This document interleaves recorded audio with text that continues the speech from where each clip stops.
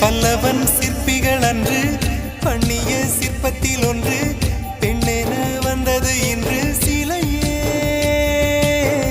பல்லவன் சிற்பிகள் அன்று பண்ணிய சிற்பத்தில் ஒன்று பெண்ணென வந்தது இன்று சிலையே. உந்தன் அழகுக்கில்லை ஈடு, என்ன விலை அழகே, சொன்ன விலைக்கு வாங்க வருவேன், விலை உயிர் என்றாலும் தருவேன். இந்த அழகை கண்டு வியந்து போகிறேன்.